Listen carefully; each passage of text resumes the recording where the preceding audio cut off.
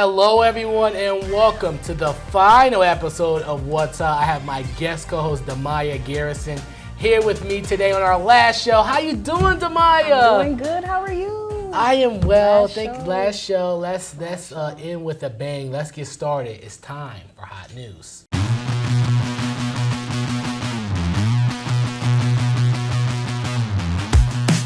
The Michael Jackson biopic Michael just shattered the box office records, pulling nearly $100 million domestically in its opening weekend, becoming the biggest biopic launch in history. But here's the fascinating twist. Critics gave a 40% on Rotten Tomatoes, but the audience gave it a 97%. That's one of the biggest critics and audience divides we've ever seen. So the question becomes, what does it say about Hollywood and about us as the audience when it comes to film reviews, Demyia? Okay, so first off, I feel like the reason that it was so much more an audience because of the conditions of the movie. You know, was it his nephew that played him? Jafar, so I feel, yes. I feel like that was a very big detail into why everyone loved it so much. But it didn't really, through the family, I feel like the nephew was the only one who truly actually enjoyed participating in the show, because I heard the sister, Janet, she didn't want to be a part of it. She didn't want to be in it. Nor did Diana Ross. I was about to say, I heard Diana Ross. She didn't want to be a part of it. She said she was going to sue. Yeah. But I mean, I liked the movie. I didn't really think that it portrayed the full story, though. I feel like it was just like more so surface level. Okay, so I get where you're saying. I think it was a good celebration of his life from the 60s to the 80s, 88. Definitely. I think that because of those legal limitations, that's probably why those critics gave that review, because you skipped a very big part of Michael's career with how him and Quincy Jones came together to make Thriller was The Wiz. Because Quincy did the music arrangement and the music supervision for The Wiz, where Michael was the Scarecrow. Yeah. One of my favorite movies, and that's how I became a Michael fan. But I think, though, the story of it all and the acting, the cast was top tier. Even Little Michael was great. I think that Coleman Domingo did a great job as Joe Jackson. He made me hate him even more. Joe. Yes. Coleman Domingo did a great job as Joe. I think the makeup was good. Yeah. I like the CGI with the monkey was a little shaky with Bubbles, and Bubbles is still alive. Really? And yes, Bubbles is still alive, and Jafar actually went to visit Bubbles. Michael's estate still paid for his care, and he stayed. Yes. Actually. Yeah, he's still alive. when a chimp lived to be like over 100, so Yes, so he's still alive. But I think the movie, and we have to realize too, as a person, a part of the media, we shouldn't always listen to the media. We should always form our opinion, right? And that's what I think the audience did. Like, okay, the critics said 40%, but when you saw people, when Michael Jackson was alive at his concert, he was having people pass out in concert, but he was having people pass out in the movies. Dressing up, it was a whole experience. And I think being in the theater, going with my family, it made you think that, Michael, like Jafar, his speaking voice was his nephew good. Did an exceptional job. Like when it came to the Thriller, I had to do a double take. Is that Mike? Even the dancing, the choreography. I find it so weird too. It was so weird, how their relationship is. We all know the story of how Joe Jackson was with, his children, but they even call him Dad. They call him by his first name. I just find that very weird to me. But it's official, though, that Lionsgate is announced that in Jafar, it will be a part 2. I knew that it was going to be a part 2 because reading is fundamental. When you go to the movies, it said the story begins on the poster, on the thing. And then at the end, it said the story continues. Yeah, the ending was very... Yeah, it stopped at 88 in the bad era, the beginning of the bad era. I think it was something, like I said, because of legal limitations. Yeah, legal limitations, for sure. You gotta, they worked with what they had. But I think what they did was a great honor to Michael's legacy and his life. Definitely so. Yeah. I feel like that was a great honor. I feel like a movie that really portrays the story. Have you ever seen American Dream? Yes. I think, that definitely portrays the story. It went deep into how he was very insecure about how he looked because of his nose and his vitiligo. Oh, yep. So I really like how they really played into that. I just hope in the second part they won't focus more on his relationship with his dad and more about how he made the music and his all that and that type of angle. And because I know part 2 part 1 stopped at 88. Part 2 is going to go into the late 80s or 90s where he did the Super Bowl. He did Smooth Criminal. So it was like that era is going to be really, really good. So and then he got into Neverland. It's a lot that it was. I'm really excited for. So great job. All right, let's get into some tea. Not messy, but whatever. Megan Thee Stallion and Klay Thompson have split. The Grammy Award-winning rapper confirmed that she has ended her relationship with the NBA All-Star, inciting that some compromised trust issues as the reason of the split. Before the official statement, Megan took to Instagram with a pointed message accusing Thompson allegedly of cheating and questioning whether he could even be in a monogamous with the couple. Had only gone public last July, and made their red carpet debut less than a year ago. So now it's over, and from the sound of it, Megan is done. So when it comes to someone, the question really is, did Megan really have to go public with this, or should she just have dealt with it in silence and just moved in silence and people put the pieces together? That's actually, I don't know, because I mean, well, they did go. I want to say, when they went public, were they already dating prior for a while? So there were spectacles. They were like, oh, you're seeing. It wasn't confirmed. You understand? If that makes sense. Yeah. Okay. So well, it was. I mean, the pop out was public. Now, granted, when she got on Instagram and started ranting, I do feel like she didn't have to go all the way, but everyone. When you hurt, you're hurt. Yeah, I was about to say everyone deals with grief different. Yeah, black men don't cheat, but I don't blame her. But I don't like the narrative like Klay Thompson was a nothing before Megan. Klay Thompson was he's a future Hall of Famer. Number one, he won 4 championships. By the way, he's still a cheater though.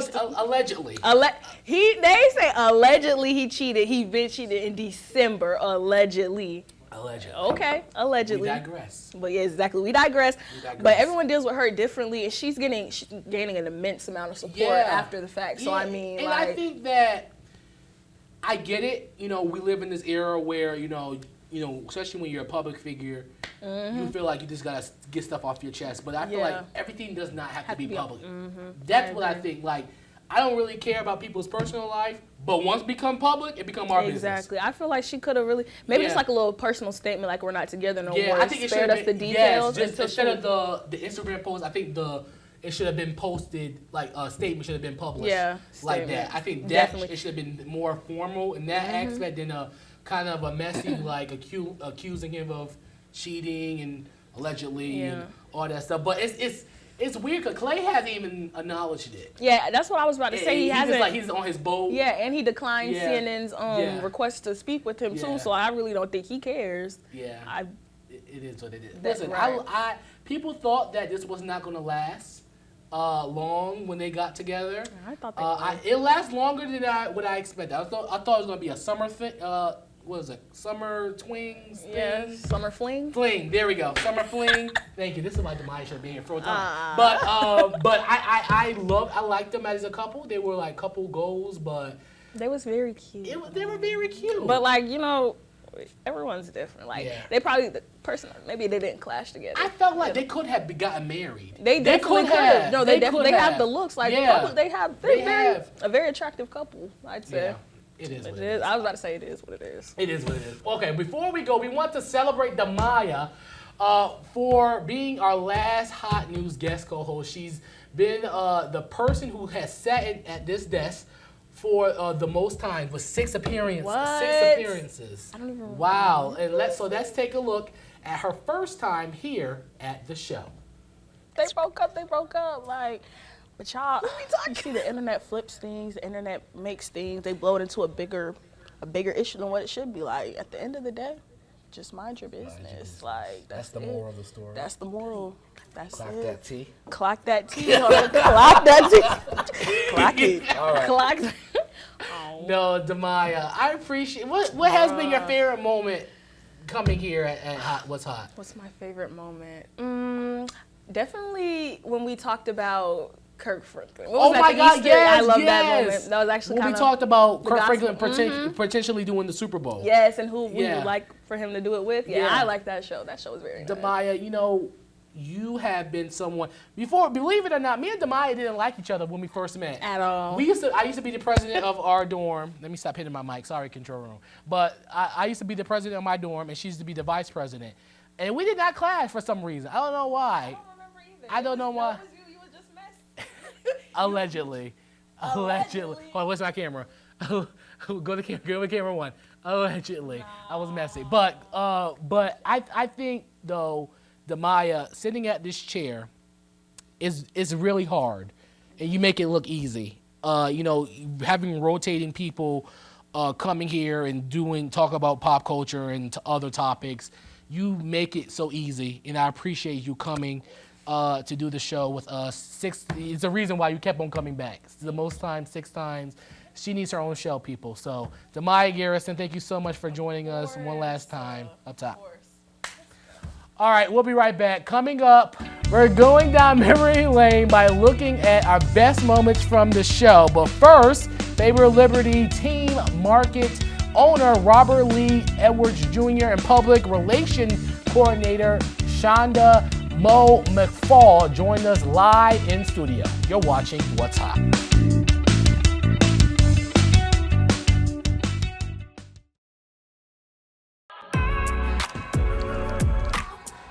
Welcome back, everyone. Back in March, the Fayetteville Liberty tipped off their inaugural season. The Liberty is not only dedicated to being a competitive force on the court, but also being a bridge that unites the city, inspires athletes and the community alike. Joining me now is the team market owner, Robert Lee Edwards Jr., and public relations coordinator, Shonda Mo McPhaul. How are you doing?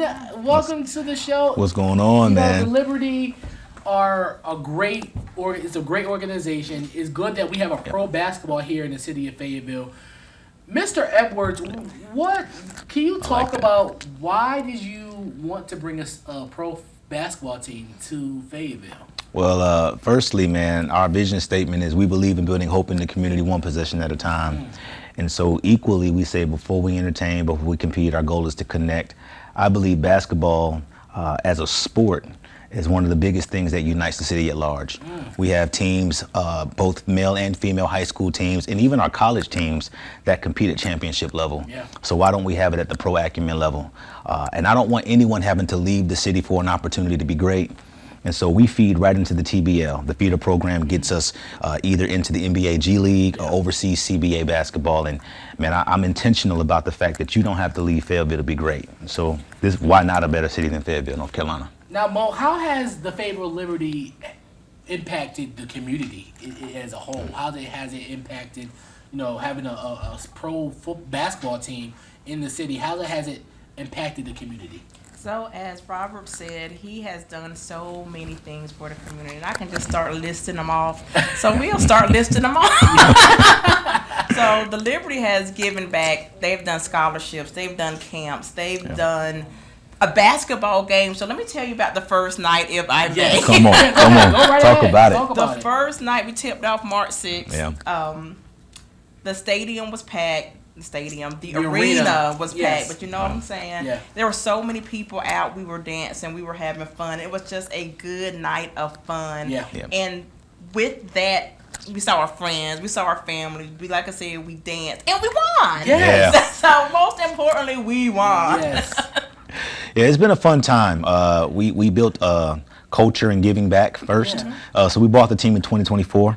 and we used all of 2025 to scale our partnerships and our sponsors and even people to build trust within our city alike. I think that was the first thing that we need to do, was establish integrity and establish trust. And one of the first things we did was partner with our local Chamber of Commerce and really build that economical development pipeline for our team. And it's allowed us to extend that integrity through our staff, through our players, and it allowed them to be able to focus on their skills, focus on our administrative work at large, and not have any back end levels of confusion, man. It's been great. One of our first sponsors, I'd be remiss if I didn't mention, Mr. Jerome Scott, the insurance guy, saw fit to have faith in our program and what we do, and it really legitimized all the other organizations, and it galvanized all of the other organizations to say, I want to be a part of what they're doing, man. So it's been great.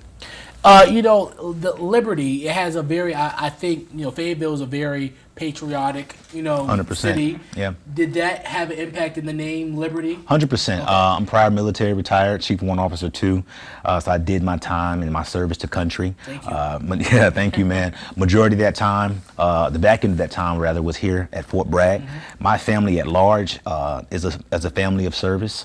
My dad retired. My brother's on his way to retirement. My mom is a GS worker, and so we're patriotic in nature as a family. We're a family of service. And so with Fort Bragg at time becoming Fort Liberty at a particular time, I felt like that was an alley-oop. It gave Liberty legitimacy, and it was something that the city at large was familiar in saying. And so for me, I had aspirations of buying a team far before that, but I didn't know what to call it. All the names kind of felt off like as real cliche or not authentic. Yeah. And so when Fort Liberty kind of became the name for the city, and then they turned around and went back to Fort Bragg, I said, man, that's an alley-oop, no pun intended. And so I called my GM and I said immediately, I got the name, I know where we need to go and how we need to land, and we've just been an entity ever since then. Yeah, it's been great. 5 years, 10 years down the line, how big of an impact do you want the Liberty to, not just on the court, but off the court, impact the city of Fayetteville? So we have what we call Liberty Nation. So when you walk into the doors, our goal is that even if you don't love basketball, you're galvanized by the hope and the culture that you feel within that arena. We're adamant about, even if you don't love basketball, you love believing for the same thing at the same time. So with institutionalizing ourselves through the economical development strategy, putting ourselves in scholastic opportunities, giving back scholastically with scholarships and stuff like that, and then showing up for career days and giving these young children in the city an opportunity to see what their future could be like, on and off the court. Everybody's not going to be LeBron. Somebody may be the team market owner, and I could be meeting a young child that has aspirations for doing that and don't know how to get there. So that's what we're there for. Somebody may want to be PR, you know what I mean? And so that's what we do all those opportunities for. So what do I see? I see the city of Fayetteville, surrounding cities, our county, local, surrounding counties, really saying, this is something that I'm proud of, something that I want to be a part of, and something that I genuinely want to be connected to. And Liberty Nation is going to be the new way. You know what I mean? Yeah. And Mo, from a PR perspective, what type of story do you hope the Liberty paints for the next 5-10 years down the line on their impact on the city and the county? Yes, like Robert said, I want these kids to understand that they can be anything they want to be. Yeah. I've said more than 1,000 times, I'm a proud product of the Cumberland County school system, the North Carolina Public School system. Yeah, come on. And these opportunities are there. And it's just like when we were talking about the game, all those commissioners and city council and other professionals are at the games. You bring your child to a game, you could be sitting next to the mayor, the commissioner, a lawyer, a doctor. Yeah. So that's what I would like to see, that our kids, because I have a 13-year-old, so I'm in the fight with the kids. I'm in the fight. God bless you. Yes, exactly. But letting these kids understand that, you see the things on TV, you see the things on the internet. Yeah. This is reality. You can make your reality as real as you want it to be if you put the work in. Like the Liberty has put the work in. They go to practice. They go to the games. They're traveling up and down the road just like we did in the military. So this is a thing, and you have to take it serious. The moral of the story, I believe, is always giving back, always, supporting the city of Fayetteville, but also believing in yourself. Yes. Can you dig into that before we go? What the importance of, I know being an owner, it takes a lot. Yeah, 100%. 100%. Yeah.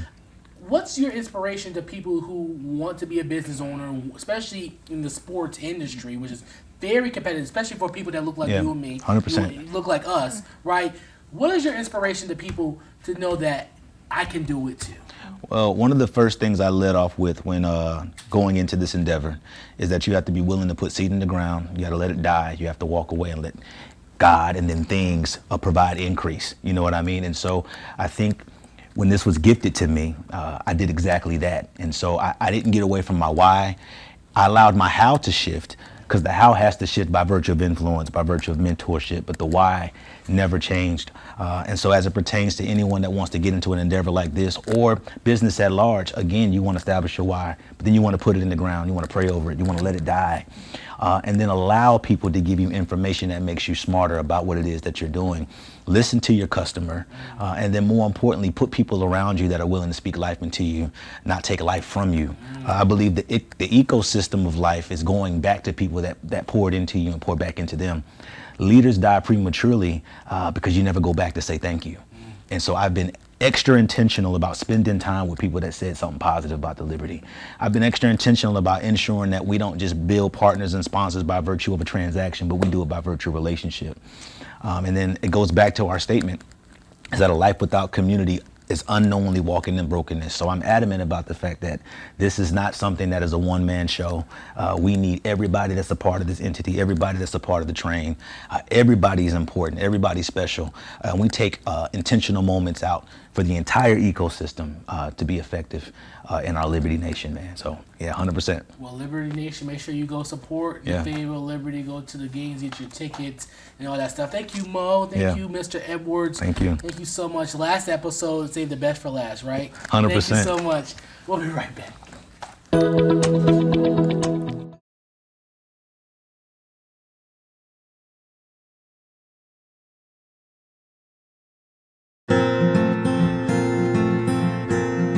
Welcome back, everyone. Our next guest is a FSU alum and the author of the book, Don't Quit Nor Give Up. Please welcome Miss Star Noble to the show. Hello, Miss Star. Welcome to the show. Thank you for inviting me. I'm excited about this. Talk about your book. It's about, giving my people... book is about don't quit nor give up. Yeah. I don't know if you can see it. Yeah, we'll put a full screen up there, but... This is about... when I wrote it, I was thinking about you reach a point in your life where you just feel like everything is going on. But you also know that regardless of the struggles that you go through, that God has still got you. Yeah. And you just cannot leave him out. That's a bad thing when you leave him out. And so this is how this book came about. I had written one before that, which is Secrets to a Happy Life. You don't have that on there. But I continue to strive to, I want to be able to inspire, encourage, and empower others. That is, because what I went through, I went through a lot, and God brought me out. And I felt that because he brought me out of what I went through, that I could encourage other people to hold on, don't let go, but mainly just know that God is there. You just got to call on him. Okay, so that was my message, and just trying to reach people to let them be inspired and encouraged and empowered, and that's actually where I am. And your book has been doing really well. You did a book signing at Barnes & Noble recently. I did. Talk about how has the audience loved, how's the feedback been for your book? Well, my feedback was, yes, I was at Barnes & Noble. I had people asking me if I was coming back the next day or the next week. And I also had Barnes & Noble telling me that as soon as my next book comes out, I can come back to Barnes & Noble and they will host me again. So I'm looking forward to that because I do have another book that's coming out in a couple of weeks. Oh, wow. What's the name of it? Okay, The name of it is Secrets to a Renewed Sense of Purpose. Oh. 3rd edition. Okay. That's breaking news. Thank you for that. Well, we appreciate you. You can get her book. You can get her book right now, Miss Starr's book, wherever books are sold. Don't Quit Nor Give Up is available, like I said, wherever books are sold. So thank you so much, Miss Starr Noble. Thank you for having me. No problem. We shall be right back.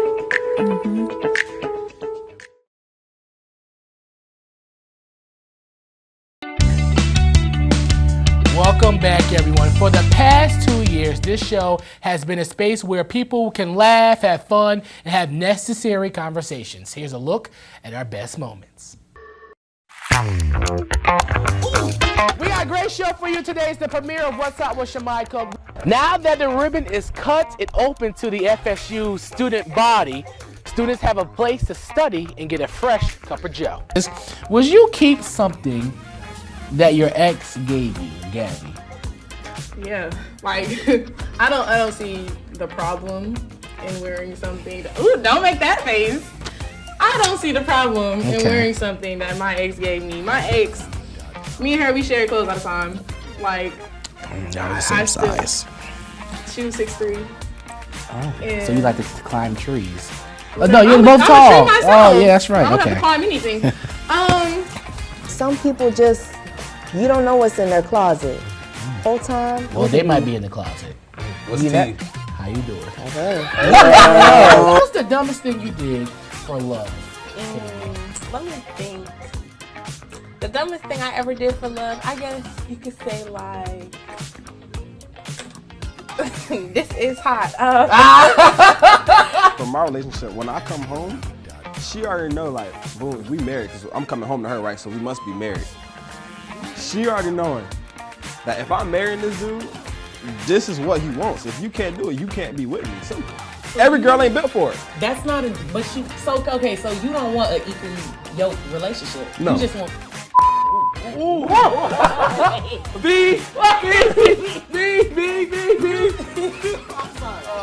Who's your celebrity crush?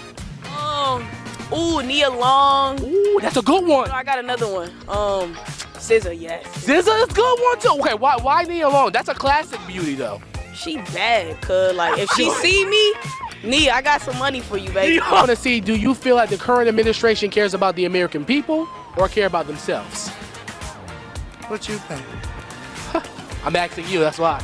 They care about themselves. They ain't never cared about us. Thank you. It's snowing, people. It's just snowing. We are loving the weather. We're expected to have 3 to 6 inches here in Garner.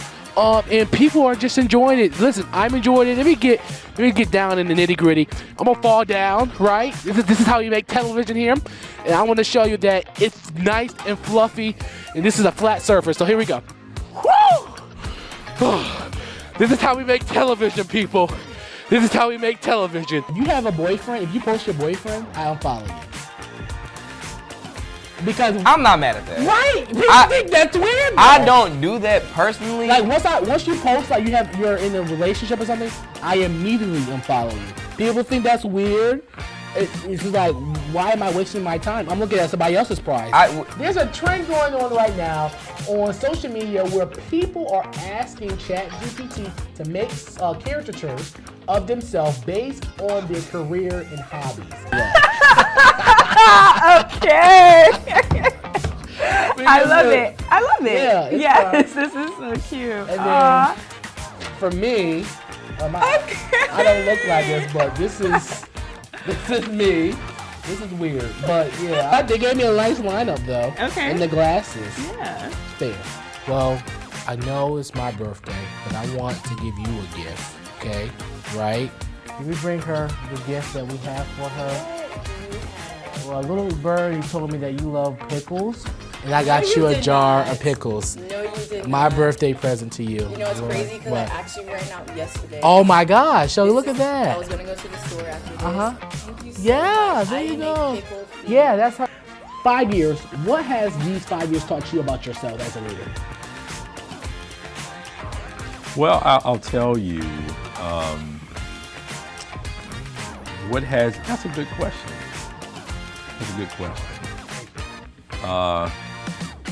I'll tell you, I can't be any more motivated to ensure that we're doing right by you, our students. We have a picture of you here. Okay. Yearbook picture. We went to the archives. When you look at that picture, what do you see? Determination and ready to step out into the world. This is my senior picture, of course. This would have been taken during that senior year of 70. And I was ready. I knew I was getting ready to step out into the world. Now, you came to FSU from Central. You were the director of the Men's Achievement Center there, the African American Male Initiative there. And you came here to build the Matriculation Institute. Why was that initiative so important to you to build it here at your alma mater at that? Well, now leaving North Carolina Central, that was tough. Because like I said, that school changed my life. It was the first school to give me an opportunity. And I built an enormous platform program for black males on that campus. And I got to the point where I felt like if this is working here, it could be done at other universities, right? Yes. Hornets trail by 12 here at the Spectrum Center. And just moments ago, Shimei Cook was introduced as the latest winner, recipient of the Rick Bonnell Scholarship Fund, Memorial Fund, I should say. Congratulations to you, Shimei. I know you were out there in the middle of the crowd. I saw you in the press conference today with Coach Lee. How has the day been for you? It's been such a great day that I'm so grateful for. I want to thank you to Rick's family, his children, the Hornets organization. It's been such a great experience for me to come from just a small HBCU and do the things that I'm doing right now and showing the passion that I have. I'm totally grateful for this opportunity.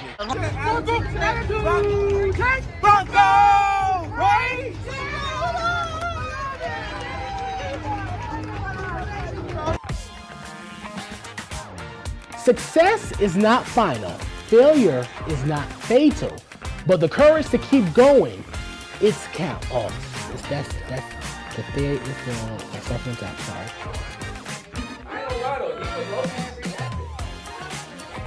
I know, and I caught myself. That's what really. All right, start again.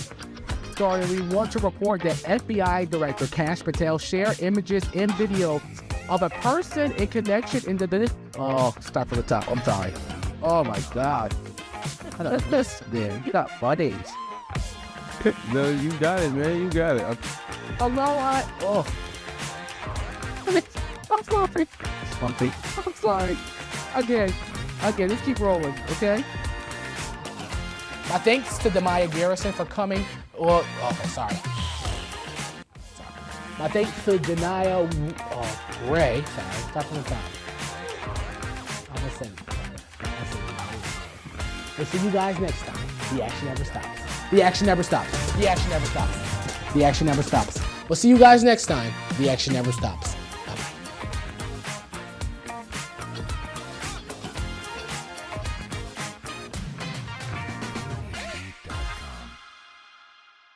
All right, well, before we say our final goodbye, I want to thank my amazing cast and crew, past and present. Cam, who's doing the prompter right now, which I'm reading, for putting on this great show. When I came here 2 years ago, I did not expect to have a big of an impact on this campus as I did with this show. From being honored by the Charlotte Hornets to interviewing Chancellor Allison to running up to people and asking people the hot question of the day. That was fun, wasn't that, Zach? Right? And you know, this show was something I look forward to doing every week, and it really brought me so much joy doing it. I did this show not just for myself, but for our campus. It was an honor to help lead conversations, tell stories that highlight our beloved HBCU. This show was a place where I could be authentically myself when other places in our department didn't allow me to be. I want to thank our bosses, Professor Sweeney and Dr. Hayes, for your support. Thank you to every person who has been a guest co-host with me at the Hot News Desk. And also, I want to thank my mom, my siblings, and for always supporting me on my journey. From all my mentors, from NMBJ to CBS 17, thank you. And finally, I want to thank God for allowing me to have a gift to be able to, do good work like this each and every week. To all of you who watch this show, thank you for supporting me as well. As someone who grew up in Bloomfield, Connecticut, where I was teased and made fun of for having a learning disability, wearing suits every day, and wanted to be on television, it was my prime example. I'm a prime example that if you know your purpose in life, nothing or no one can stop you from being besides yourself. Nothing can stop you from being besides yourself. I'm sorry. I'm getting a little emotional, guys. Though I was blessed enough to get a full ride to NYU for grad school, Fayetteville State and Bronco TV will always be my home. Thank you so much for watching, and for the last time, remember, the action never stops. Bye.